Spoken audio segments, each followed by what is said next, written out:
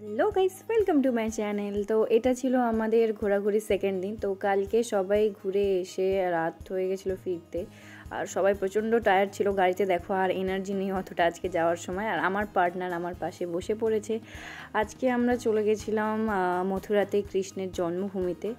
আর এখানে জন্মভূমিতে যাওয়ার আগে এই সুন্দর মন্দিরটা সামনে পড়েছিল। এখানে পরিবেশটা এত সুন্দর ছিল, তো আমরা এখানে খানিকক্ষণ দাঁড়িয়ে একটু প্রণাম টনাম করে নিয়েছিলাম। আর এখানে আমাদের সবার কপালে দেখো সুন্দর করে তিলক কেটে রাধে রাধে লিখে দিয়েছিল, তো সবাইকে খুব সুন্দর লাগছিল দেখতে। আর তারপরে আমরা চলে গেছিলাম জন্মভূমির দিকে। তো এখানে গেট শুরু হয়েছিল খানিকটা আগে থেকেই, কিন্তু অ্যাকচুয়ালি গেটের সামনে গিয়ে ভেতরে মোবাইল ক্যামেরা কিছুই অ্যালাউ ছিল না। তো ভেতরের কোনো ফটো বা ভিডিও আমার কাছে নেই, কিন্তু ভেতরে দেখার কিন্তু অনেক সুন্দর সুন্দর জিনিস আছে।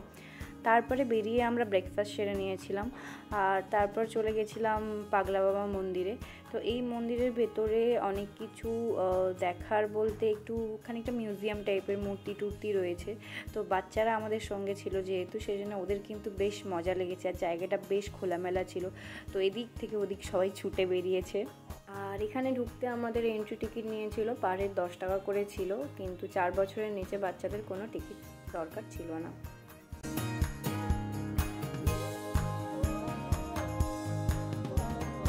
তারপরে চলে গেছিলাম ওপরে। মন্দিরের ঠাকুর কিন্তু রয়েছে অ্যাকচুয়ালি ওপরে। তো আমরা ঢোকার বেশ কিছুক্ষণে ঢুকেছি, জাস্ট সঙ্গে সঙ্গেই কিন্তু দরজা বন্ধ হয়ে গেছিলো। তো এখানে আমরা ঠাকুর দর্শন করেই বেরিয়ে এসেছিলাম।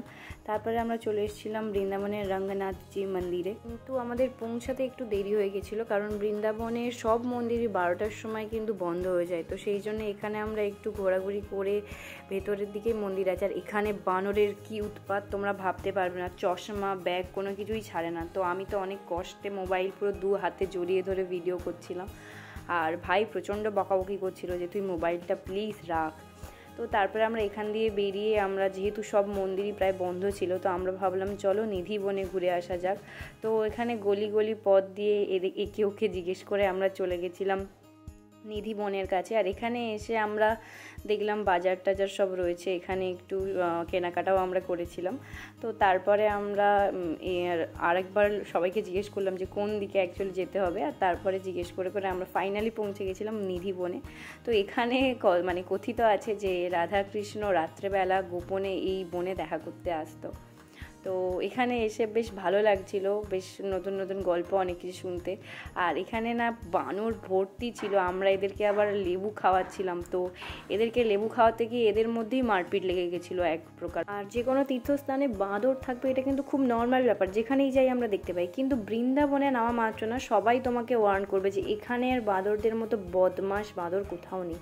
তো এদেরকে খেতে দিয়েও আমাদের মুশকিল হয়ে গেছিলো, চারদিক থেকে ঘিরে ফেলেছিল আমাদেরকে। তো তাই হোক, তারপরে আমরা কোনোভাবে বেরিয়ে মন্দিরের আরও জায়গাগুলো দেখে ঠাকুরের প্রণাম করে আস্তে আস্তে এই নিধিবনও বন্ধ হওয়ার টাইম হয়ে এসেছিলো বলে আমরা বেরিয়ে এসেছিলাম। আর তখনও মন্দির খোলে 4টের সময় বাকি মন্দিরগুলো, তো আমাদের হাতে অনেকটাই টাইম ছিল। তো সময়টা কাজে লাগানোর জন্য আমরা চলে গেছিলাম একটু যমুনা ভ্রমণ করতে। তো এখানে এসে যমুনাতে এইভাবে আগে নৌকা ছিল, এখন এরকম এগুলো হয়ে গেছে মেশিনের জন্য, ভোটি বা কিছু বলে। তো আমাদের ফ্যামিলির সবার একটাতেই হয়ে গেছিলো। তো আমরা টোটাল 19 জন বসে পড়েছিলাম। আর এখানে এসে না সত্যি মনটা খুব ভালো হয়ে যায় এইভাবে সবার সাথে একসাথে বসে যখন যাচ্ছিলাম।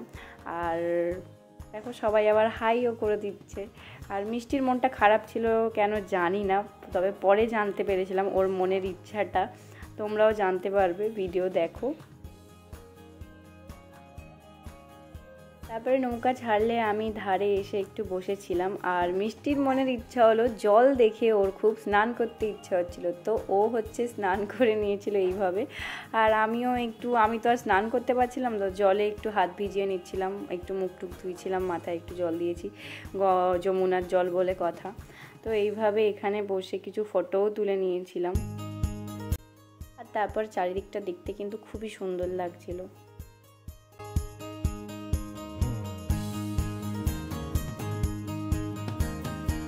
এইভাবে জলে ঘোরাঘুরি করতে করতে কখন সময় কেটে যাবে তোমরা বুঝতেও পারবে না। তো 30 মিনিটস করে চড়ায়, আর প্রায় অনেকটা অ্যামাউন্টই নেয়, তো সেটা আর বললাম না। তো তারপরে নৌকা থেকে নেমে আমরা ফুচকা খেয়ে নিয়েছিলাম। বাঙালি যেখানে যাবো ফুচকা তো খেতে হবে। আর আমি না ছোট থেকে মানে গরু খুব ভালোবাসি, তো যেখানেই যাই। আর এখানের গরুগুলো এত সুন্দর দেখতে, মানে অনেকক্ষণ থেকে ইচ্ছা করছিল কখন একটা মানে কাছাকাছি সামনাসামনি পাবো। তো একে পেয়ে আমি একদম খুব চটকু পটকু করে নিয়েছিলাম। আর তারপরে বিকেল 4টে বেজে গেলে আমরা ঢুকে পড়েছিলাম আবার ব্যাক করে রঙ্গনাথজি মন্দিরে। তো এখানে একটা ওই যে পিলার অফ গোল্ড আছে, যেটা সবাই বলে সোনা, তো জানি না সত্যি কিনা মিথ্যে। তো আমরা তো মোটামুটি মুখে রাধে রাধের ছাপ সব জায়গা থেকে নিয়ে নিয়েছিলাম। আর এখানে কিন্তু ভিতরে ভিডিও করা বারণ ছিল, কিন্তু আমার হাতে ফোন থাকলে, ফোন অ্যালাউ করলে আমি যেভাবেই হোক ভিডিও তো করে নেব। তো এটাকেই বলা হচ্ছিল। আরও ভেতরে কিছু রয়েছে যেগুলো সোনা টোনা, সেগুলো টিকিট কেটে দেখতে হবে।